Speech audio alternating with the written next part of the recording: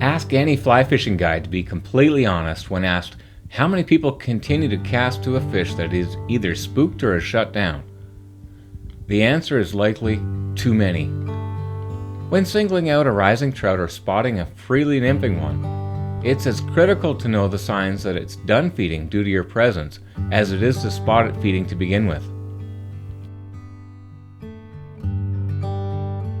It would be much easier if every fish that was done feeding or was spooked would just do what this fish did. We could then spend our time elsewhere and get on with our day.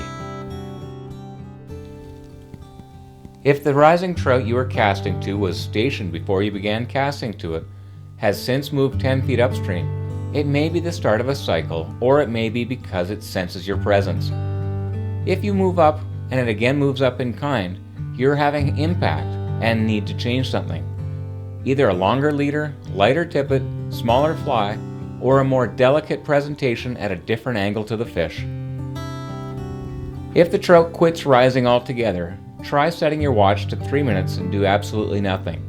If the fish begins rising again in that time frame, allow it to regain confidence and let it feed a few minutes, then try your luck once more, after you've changed up what you were doing to put it down. It's now extremely important to allow time between casts to let the fish settle from any disturbance. Trout that are on edge will only allow 1 or 2 good casts, and it's usually best not to cast right to where you think the fish is holding to ensure you don't line it.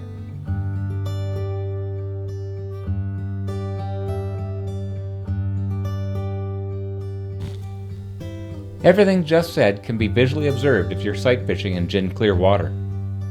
You'll likely see the fish do one of several things. Your leader and fly lands and the fish simply bolts at the disturbance. The trout might come, inspect your fly, and simply leave the lie if the trout doesn't like your fly or the thick tippet. The trout might mouth your dropper nymph and you miss the take because your dry fly didn't indicate well and it simply quits feeding.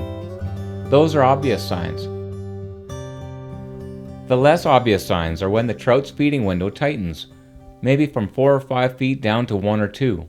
The free rises or nymph swings to the far right and left become heart-centered to its lie and become less frequent. That's once again bad news, and it's best to rest the trout a few minutes.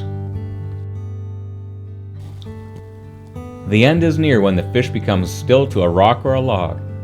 While it might be in a feeding lie or in feeding position in the water column, you'll notice the body stiffen and a slight hook of the body to the tail. The peck and caudal fins become rigid and the fish is ready to leave. There's seldom any chance of catching that trout once that happens. All you can hope for is that it doesn't bolt upstream to the next trout and spook it on its way out.